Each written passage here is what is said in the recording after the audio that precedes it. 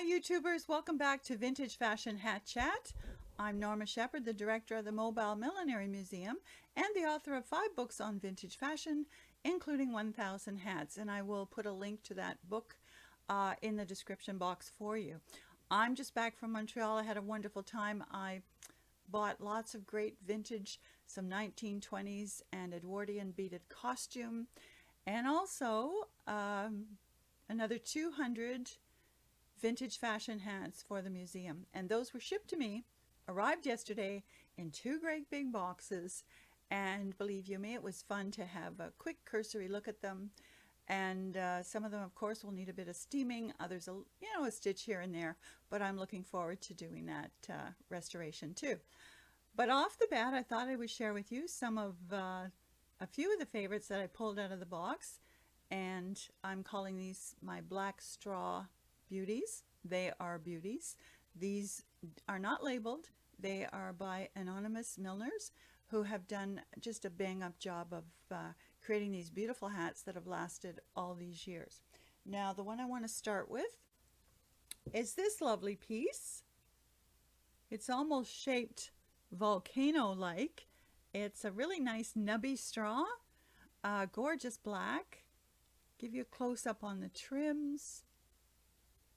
These are a soft pink, these little flowers, and then there is a deeper pink cone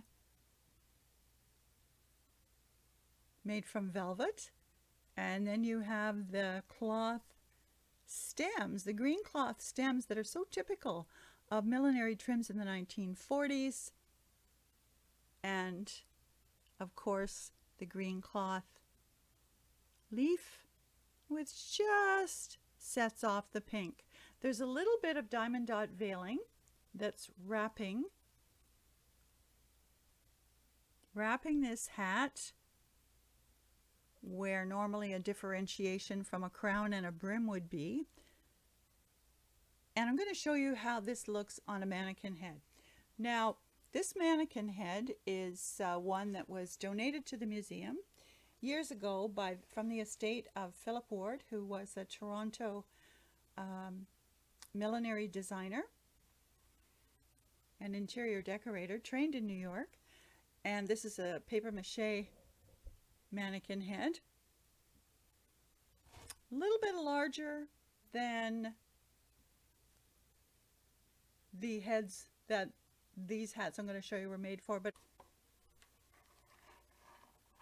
so when we pop it on, we almost get sort of a Mary Poppins effect. It's just a dear, sweet little hat.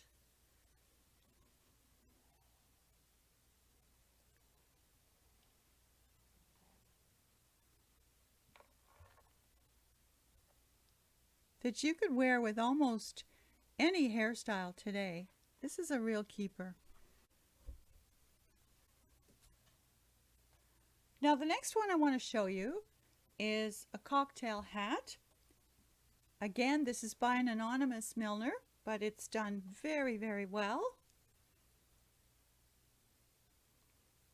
It's what I like to think of as a little Lucy hat. I've said it before, watching those reruns of I Love Lucy, how Lucy and Ethel get up to all kinds of nonsense, but they're always dressed to the nines in cute little hats like this. This is a cocktail hat from the 1950s. Beautiful open weave straw on the crown. We can see this is the center back. Have a velvet loop up here securing these, I don't know what, I call them dealy boppers. I don't know why, but they are sort of a nod to what people thought of as Martian antenna back in the 50s and 60s during the space age.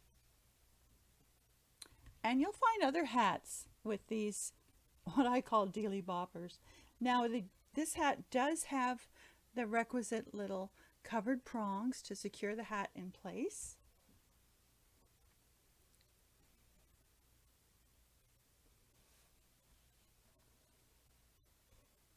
So I'm taking you back to a 1950s cocktail party with this piece.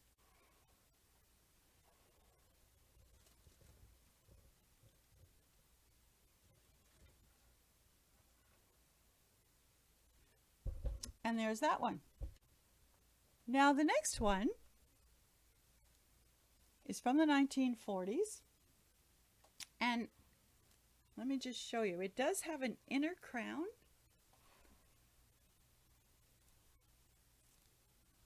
So this would pull down and secure it to your head. The brim is wired.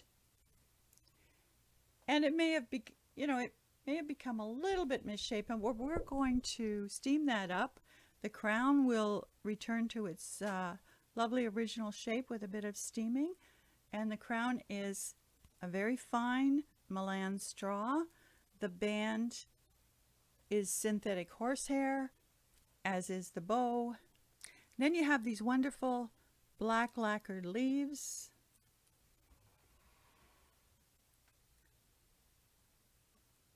Some black velvet. And some yellow chenille, simulating some buds. Just a gorgeous contrast with the black. And then of course the wired brim is very lacy. Her head is a little small, a little large for this hat, but you can see how the inner crown hugs the head, giving this wonderful asymmetric look. The trims, of course, are on the portion of the brim that is downward. And then you get it turning up on the other side. And that's a great profile look.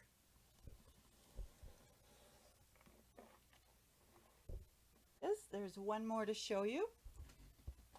Now this one is quite a dramatic little cocktail hat from the 1960s.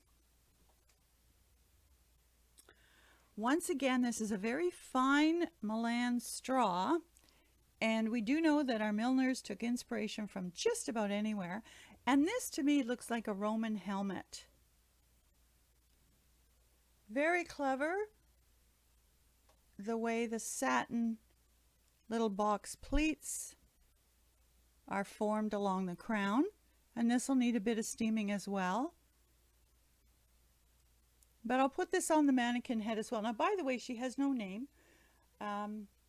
She was donated to us from the estate of Philip Ward, a very prominent mid-20th century millinery designer from Toronto. He trained in New York. He was also an interior designer. And but she has no name. So if anyone has a suggestion of what we should call her, please leave me a comment. Now, on the original owner, this would have pulled down quite snugly. There you have an impression of how it would sit over the brow. The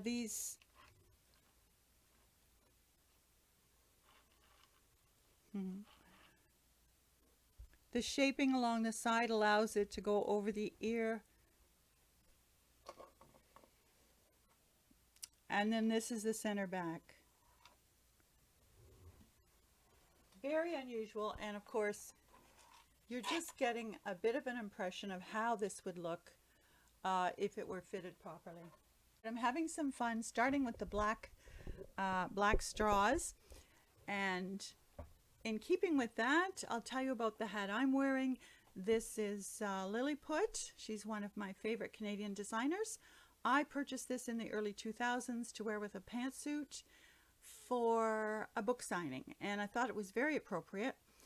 It is a molded straw, and synthetic horsehair bands the hat and forms almost a double bow. And then these wonderful fringes just kind of pop out everywhere, and I really like that. So you know, a pantsuit is a very sober, straight look, but we have a little bit of flyaway here, which kind of balances that. So I hope you've enjoyed this. If you're interested in the subject of vintage millinery, please continue to watch, hit like, share, subscribe, and in the meantime, have a hatty day.